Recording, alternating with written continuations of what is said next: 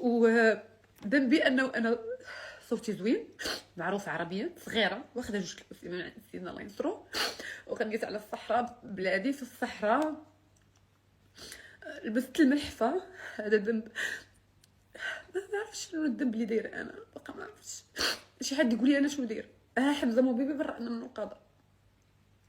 يعني علاش هاد الناس دايرين هادشي؟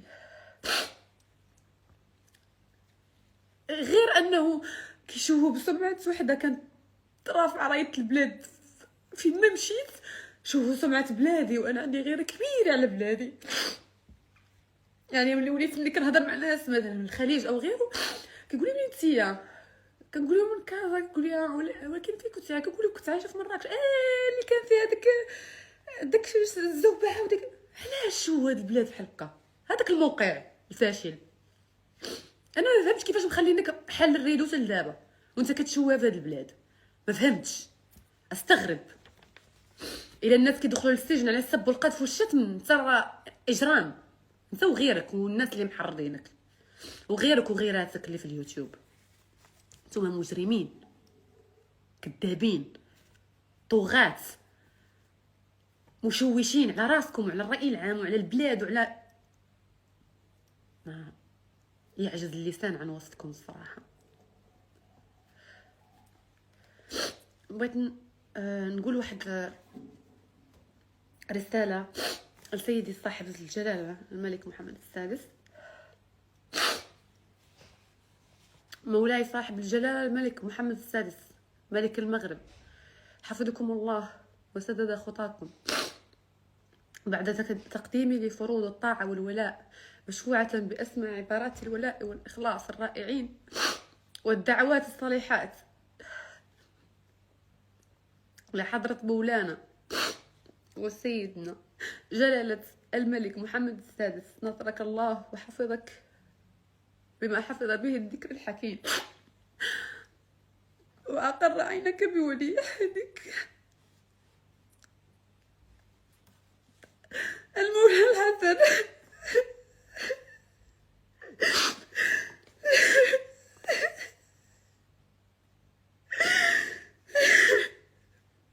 وجد الله أثرك بشقيقك مولاي الرشيد وسائر أفراد أسرتك الملكية الشريفة.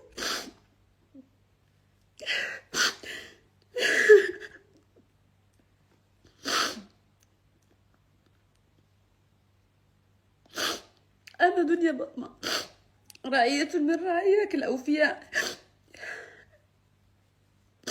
أن تتفضل وتشملني بعفوك، وأن ترحمني وترحم بناتي وترفع عني هذا البلاء.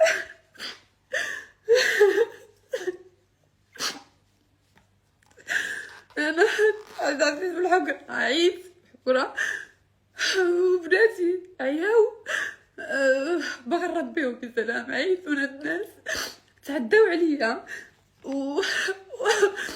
وتعداو لي على اختي وتعداو لي على سميتي وتعداو لي على صوتي وتعداو لي على كل شيء. هاد الناس الضاربين، انا ما كنطلب والو، كنطلب عفوك سيدنا وكنطلب حقي، لا اكثر ولا اقل.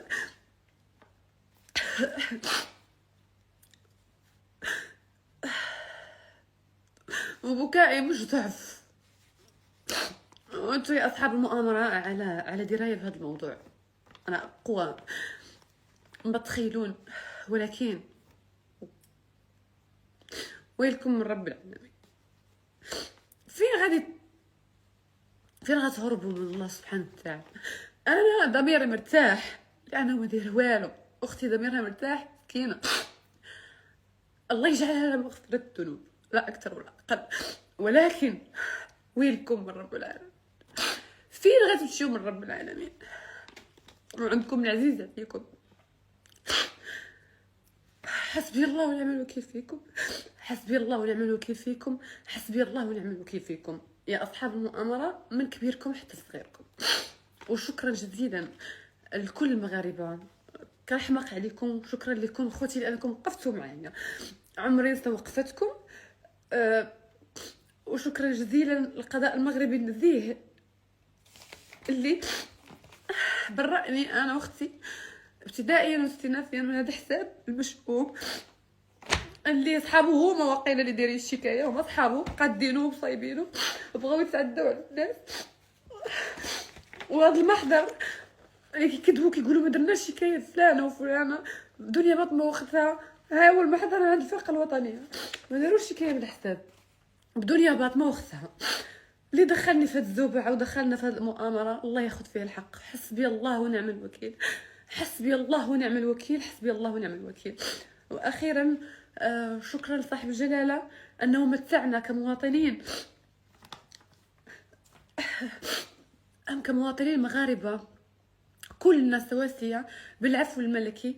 والله يحفظه ويحفظ بلادنا ويحفظ صحراءنا المغربية، وكنحماق عليكم كاملين، وشكرا لكم بزاف بزاف بزاف.